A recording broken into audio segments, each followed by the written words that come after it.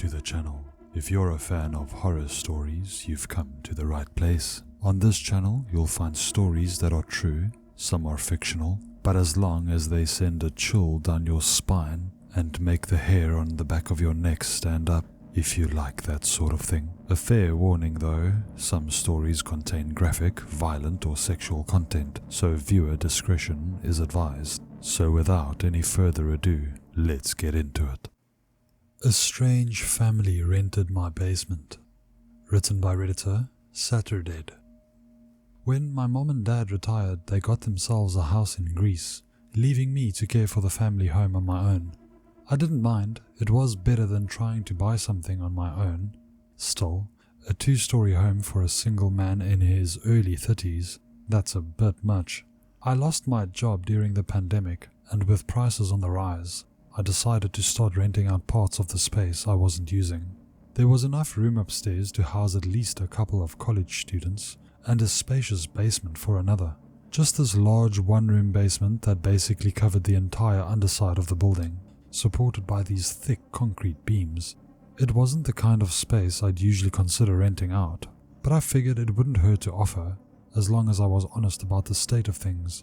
I spent a good month just preparing the spaces, clearing out the upstairs and moving things from the basement to a long-term storage facility. At first it looked like we had some water damage to deal with, but it turned out to be a false alarm. All in all, it was shaping up to be a pretty painless transition, and the rent would keep me afloat until I could get a proper job.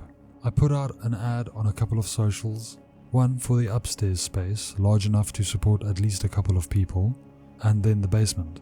I wasn't really sure about the basement, but I included a few pictures and hoped for the best. The price was cheap too. Cheaper than it should be, I guess. I got a few applications for the upstairs space, but most of them were either really short-term or started arguing about the price. One guy just showed up and tried to walk straight in without calling first. It was a weird time. I didn't get any calls about the basement though, so I figured I'd just screwed that up. It was early October when I had a knock at the door. I hurried to open, still browsing job openings on my phone and chewing on a piece of cold pizza from the prior night. It's hard to explain how surprised I was to see what I saw. Most other applicants had been either young guys or college girls.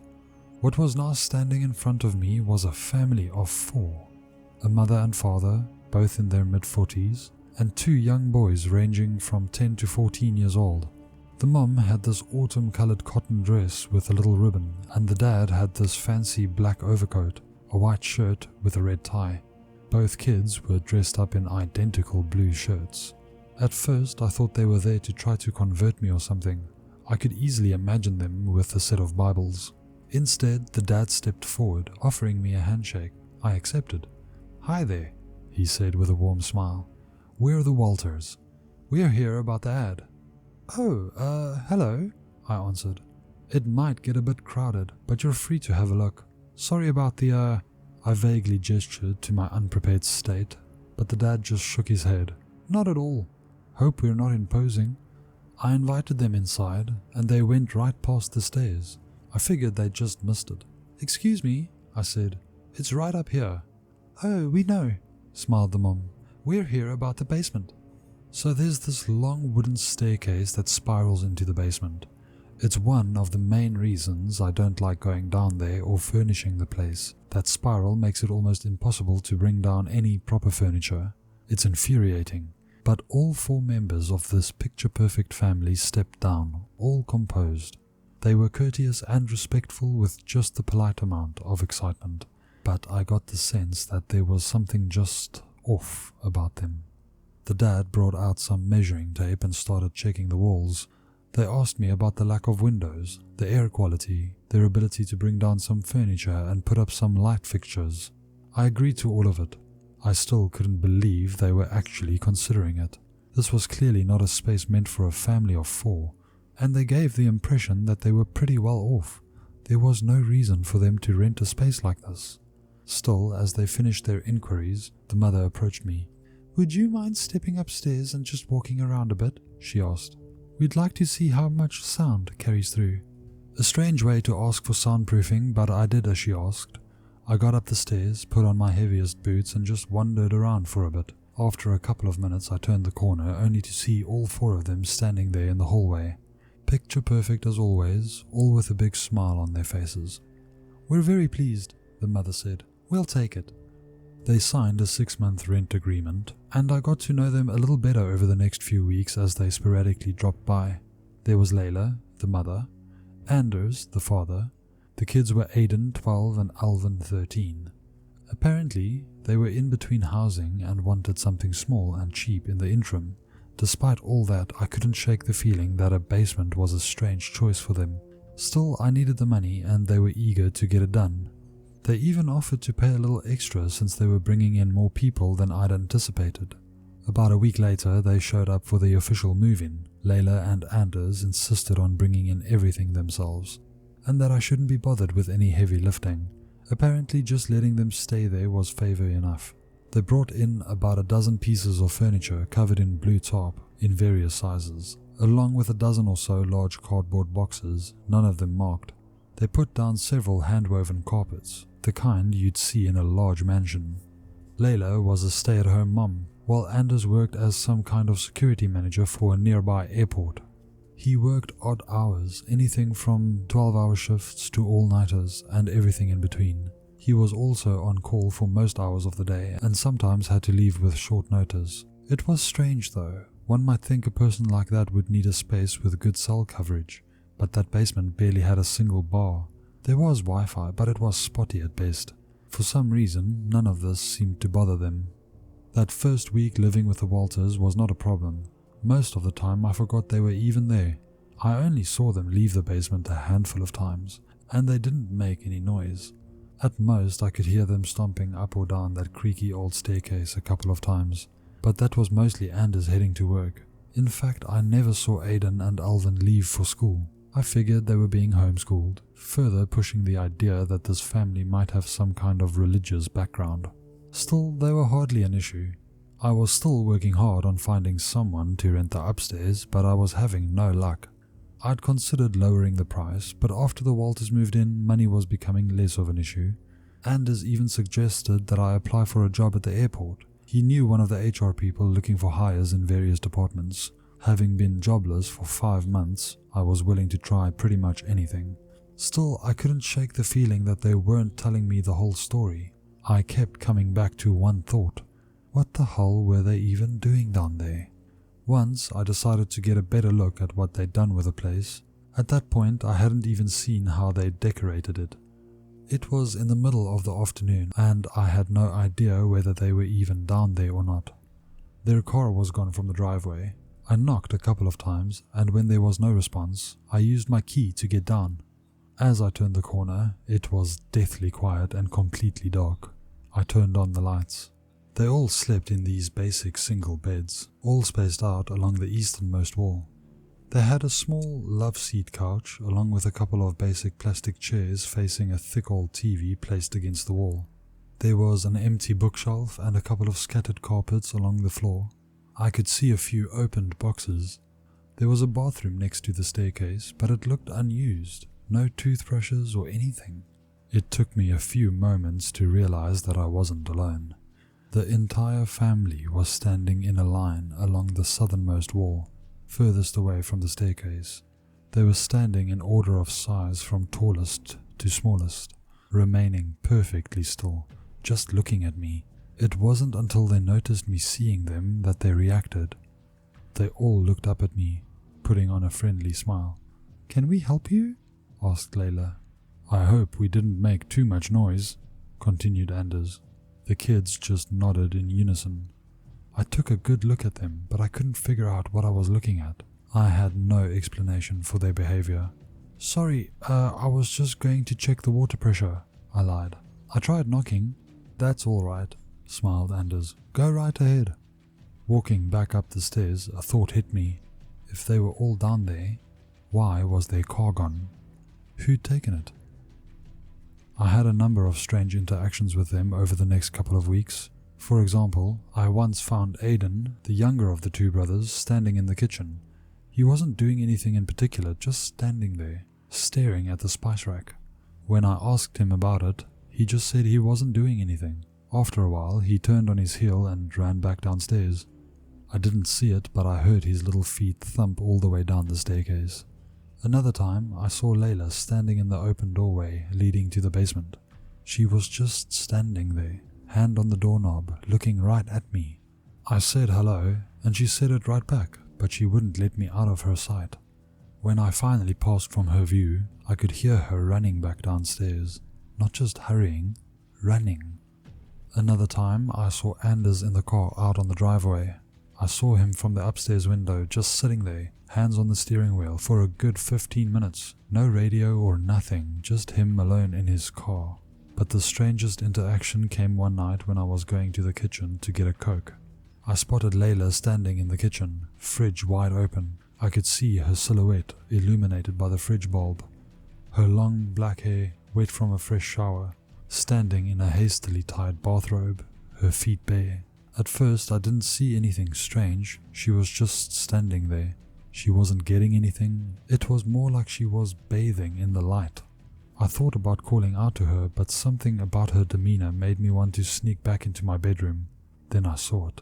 There was something wrong with her ear. Her left ear was about 3 inches higher up than her right one, without her bending her neck.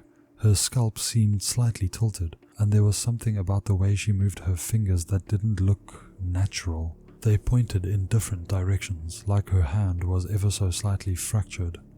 I just stayed there for a while, looking at her from a distance, watching her shoulders rise and fall as she took deep breaths, inhaling the cold. When she turned my way, I only saw her for a moment, her torso moving first and her legs following, like a stilted claymation puppet. I managed to slip around the corner and heard her rush back towards the basement, her feet tapping against the hallway carpet in an uneven rhythm. When she got to the door, she stopped. I was leaning against the wall, listening from the other room. I heard her step around for a bit. Then there was a snap, a popping limb, something finding its way back into a socket. Her steps resumed a natural pattern as she hurried downstairs. I just stayed there for a while, trying to keep calm. For all intents and purposes, I might have just been seeing her in a weird light. It was dark, and I was sleepy, and yet I couldn't shake the feeling that there was something unnatural about her, that I'd seen something I wasn't supposed to. From that day forward, I got more suspicious. I didn't go into the hallway at night, and I did my best to avoid the basement door altogether. I tried my best to just put them out of my head. I went back to focus on getting a job and a second tenant for the upstairs space, both of which proved to be a challenge. But I was making progress. The TSA was hiring, for example. Not the most glamorous job, but it'd be solid work. There was a couple of college students who came by to check the upstairs floor, a young couple who needed a place to stay while they finished up their master's degree. They seemed like solid people, and we got along just fine. They knew the place wasn't the most glamorous, but it was a neat short-term solution while they finished up the upcoming semester. The only problem was the Walters family, who I had yet to introduce them to. I remember knocking on the basement door, having the young couple standing behind me expectantly. Albin, the oldest of the brothers, chimed in with a cheerful, "Come in." As we stepped downstairs, the family of 4 was standing in a picture-perfect 2x2 formation. Mom and Dad in the back, 2 kids in the front, all dressed in their Sunday best, with a freshly printed smile across their faces. The whole scene was so absurd, like some kind of misplaced commercial from the 1950s. "Hello," giggled Layla. "Aren't they the most handsome couple, Anders?" "They sure are, Layla. What do you think, kids?" And in unison, without skipping a beat, the kids answered, "They sure are handsome." For the next 20 seconds or so, this uncomfortable silence grew between us. The Walters just stood there, smiling at us, waiting for some kind of response. I wanted to say something, but I couldn't help but feel that I was missing something obvious. Was Layla's eye color a bit different? Was Albin's face a bit lopsided? Was Anders missing a finger? Or did he just stand in a weird angle? Maybe they'd been strange all along. Maybe it was only now that I was seeing it. When we finally parted ways, I followed the young couple outside. They both turned to me, their faces ashen. One of them just stuttered, but the other managed to form a few words. "We're not one to judge," she said, "but those people give me the creeps. You won't be seeing much of them. Yeah, see, that's my point. Who does that?" What kind of family willingly lives in a basement? It's only a temporary measure. I assure you they... By then, the other chimed in. What's with the boxes? He asked. What's in them? Personal keepsakes, clothes, that kind of stuff? No, I mean the box that moved. The blue one. The discussion died down and they said their goodbyes. I got the feeling that they wouldn't be returning anytime soon. Still, their words lingered in the back of my head. A box that moved? Really? How did I miss that? After countless sleepless nights, I decided to finally get some answers. I had to take a little risk and figure this out, once and for all. So one day, I slipped a note under the door, informing them that we needed them to clear out the basement for one afternoon while a plumber did some repairs. I looked up a few plumbing things on Wikipedia and referenced a real company, making it look all official and stuff. Later that day, Layla and Anders dropped by, holding hands, telling me that they'd be sure to be out for the day. Maybe we'll all go to the zoo, smiled Anders. Don't you have work? I asked.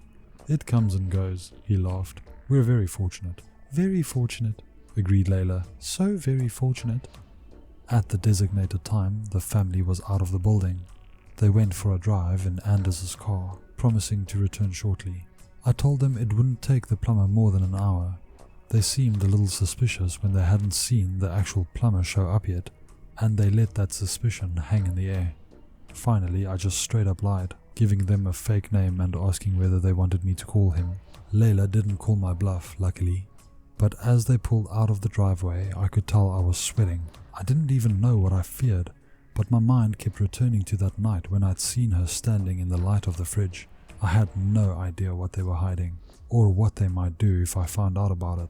But there was a part of me that just wanted to get into my car and drive, and another part of me telling me I was being silly. When they finally drove away, I wasted no time. I hurried downstairs, turned on the light, and started to go through their stuff. It was an invasion of privacy, probably illegal, but if I wanted to sleep soundly again, I had to have an idea about why they were being so goddamn weird. There were a lot of oddities about their space. For example, all their beds were perfectly made, like no one slept in them. Most of the couches and surfaces were covered in dust. I could tell the TV hadn't been on in a long time. It wasn't even plugged in. There were no phones or phone chargers, no laptops or desktop computers, just a bunch of boxes and underutilized furniture. I did find a Polaroid camera though, at least 30 years old. I started checking their boxes, just clothes it seemed. All variations of what I'd already seen. Identical sets of shirts, pants, dresses and shoes. At least 4 boxes worth. One box was just full of accessories like earrings, necklaces, glasses, hairspray and fake nails. Another was full of decorations and knickknacks. Porcelain dogs, family photos, dried sunflowers and roses, both with strange colors and fancy vases. I took my time, carefully placing everything back the way I found it. It was odd, but nothing incriminating or downright unnatural.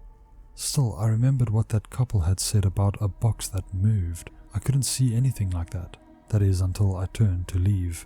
Right by the side of the stairs, resting next to the pristine bathroom, was a large blue styrofoam cooler. It was the kind of thing that kind of blended into the background, like it had always been there. Still, I could clearly remember not owning one of those things. It looked old and torn, like it had been around for years. And maybe I was imagining things, but it looked like it was moving, pulsing, pressing against the surface, making little plastic squeals. There was a sound coming from it, like a low guttural growl pushed through a thin pipe, a sharp rhythmic noise. It made the cooler rattle and shake ever so slightly. I froze, hoping it would quiet down. I held my breath and waited for it to settle. I slowly stepped back up the stairs. As I rounded the corner and lost sight of the cooler, I heard the styrofoam cover pop off, and the sound became clearer. A loud growl shifting in pitch from high to low, like a singer doing some kind of sick vocal warm-up trying to find the right pitch. Then something hit the floor with a painful yelp. I stopped dead in my tracks, trying to identify the sound. It was like a cross between a dog and some kind of fox, a sharp, screeching tone. Then it scrambled to its feet. I could hear claws and paws scratching the floor, and something was coming my way, fast. There was something primal in me that told me to run. I hurried up the stairs, only looking back for a short glimpse as I shut the door behind me. I only saw it for a moment, something black, with a single eye reflecting back at me, its skin tight and misplaced across the skull, teeth pointing in all directions in seemingly random sizes, black drool dripping off an elongated tongue. A thing wearing the cheap suit of a black dog. As I slammed the door shut, I could hear a car pull up on the driveway. It's been less than 30 minutes. Maybe they had planned to catch me in the act. I heard them come in and head straight for the basement. Meanwhile, I was in the other room, throwing together a small bag with a change of clothes and a toothbrush.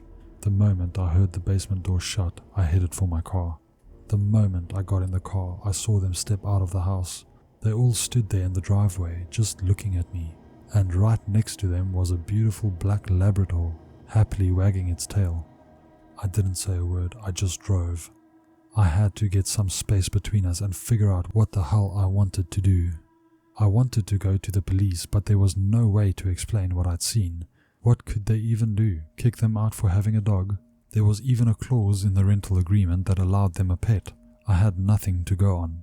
I decided to spend the night at a motel just outside of town. I needed time to think and sleep without having the threat of something strange living under my feet.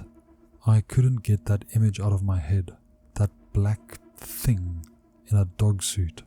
Like something trying to remember what a dog looked and sounded like in real time. I checked in at the motel and got a room on the first floor. I crawled into bed, put the TV on, and surfed a bit on my phone. I could feel myself relax for the first time in weeks, but every time I thought about that house and that family, I could feel my pulse stagger. I had no idea what to do or who to call, which is what led me to this site in the first place. A lot of you seem to have seen strange things. I figured I'd post here eventually, but it took me quite some time to build up the courage, mostly because of what happened later that night. I remember a tap on the door. I must have dozed off. I hadn't turned the TV off or brushed my teeth. I just woke up with this sour feeling in my stomach that something was terribly wrong. I had closed the curtains, so I couldn't see who it was. I thought about hiding under the bed or locking myself in the bathroom. My thoughts raced, but I tried to temper them with rational what-ifs. Maybe it was just housekeeping or a concerned manager. Then the knock came again, this time with a voice. "Mister," said Alvin Walters, "Mom wants to talk to you." I didn't answer. For a few seconds I carefully stepped out of bed, trying my best not to make any noise. "Mom wants to talk to you," he repeated. "It's urgent." There was no way they didn't know I was in there. They knew, and they wanted something, and whatever it was, I didn't want to find out. I sneaked to the back of the room as the doorknob started to rattle. I could hear Alvin again. This time, his voice shrunk to threatening lows, like the dark growl of an adult or elderly man. "Mom wants to talk to you."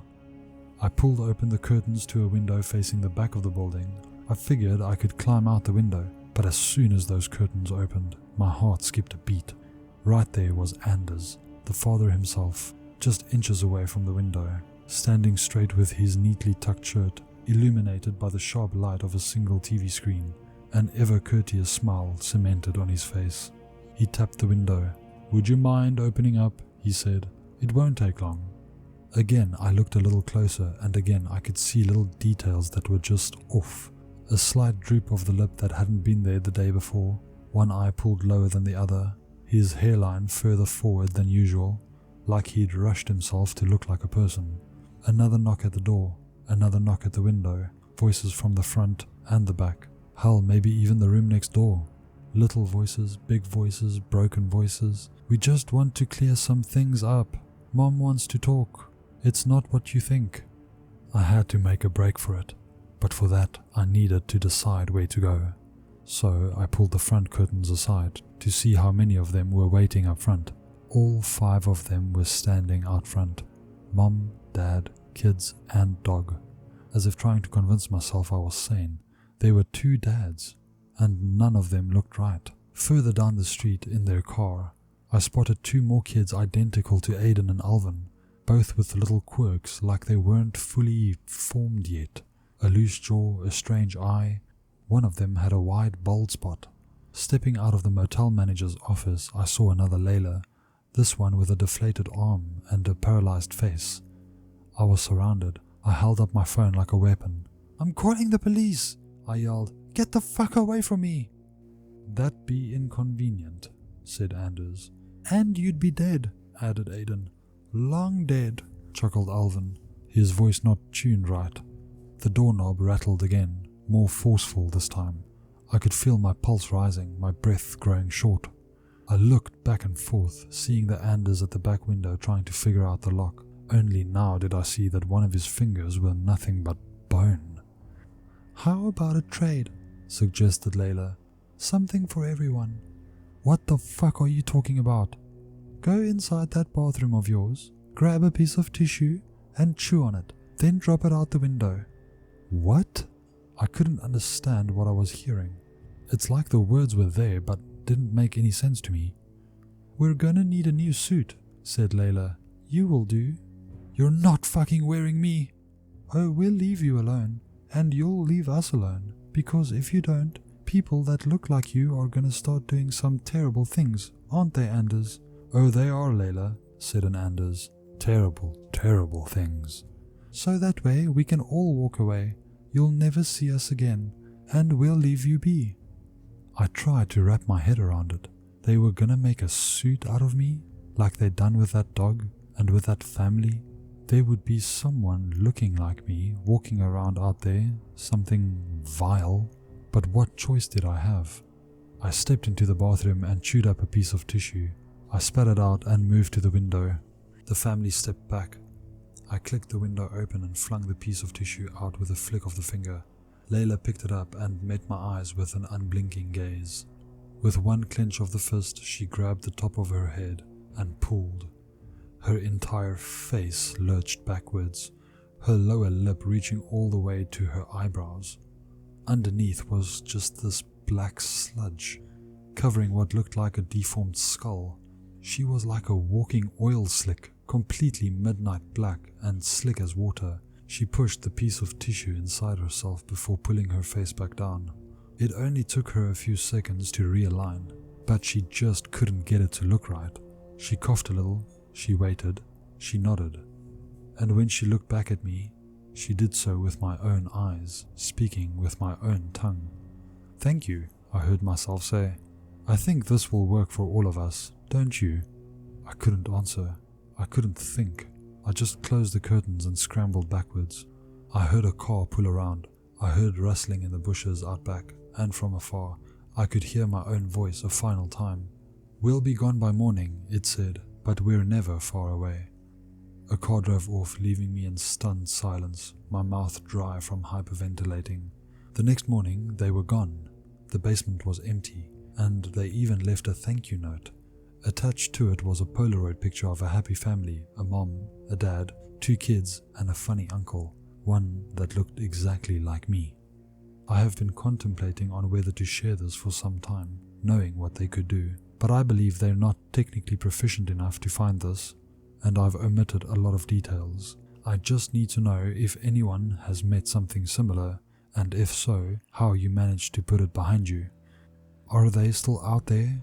Are they watching me? How many suits do they have? I've wanted to just put this behind me and pretend it never happened, but it's getting harder and harder. Every now and then I see someone that looks vaguely like them, an Anders with a different haircut, a Layla that's slightly younger, school photos with an Aiden or Alvin but a different hair color. And a few weeks ago I got a call from a friend mentioning how they'd seen me in the local newspaper. Only thing is, I've never been in it. I've considered moving somewhere far, far away, but first I just need to get this out. I need someone to believe me, the real me, and not the me you might see in the papers. Thank you for watching. If you liked this video, let me know and hit that like button. Subscribe to the channel and ring my bell so that you don't miss out on future videos and awesome spine-tingling, goosebump-giving stories. If you don't do these things, the like button will haunt your dreams and stalk your days forever.